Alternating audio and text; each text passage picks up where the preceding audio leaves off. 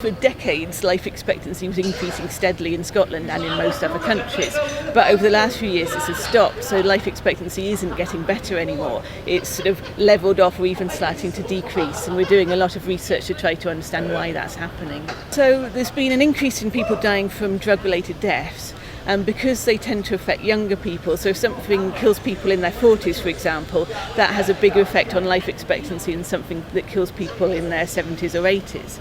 There's also been an increase in older people dying from dementia. And while fewer people are dying from heart disease, that's slowed down, so it's not getting better as fast as it was. So all of these three things are sort of the biggest factors in terms of life expectancy levelling off.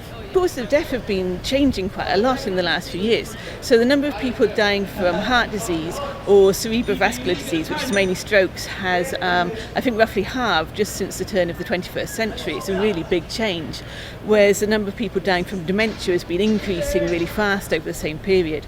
And it's probably linked, because if you imagine if fewer people are dying from heart disease, they're living longer, and the older you are, the more likely you are to develop dementia. In Scotland we have the lowest birth rates in the UK, and they're falling. So it's about 1.42 children per woman on average, and if you think that the replacement rate would be 2.1 children on average, that's quite a bit lower.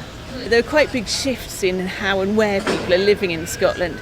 So we're seeing the biggest growth is generally towards the east of the country, sort of in and around the main cities and the centre of the country. Whereas in a third of councils in Scotland, we're projecting that the population will be falling over the next 25 years, mostly in the west of the country and also in the islands. And that's quite important, because if you're planning services for an area that's growing, it's quite a different challenge to planning services in an area where the population is declining.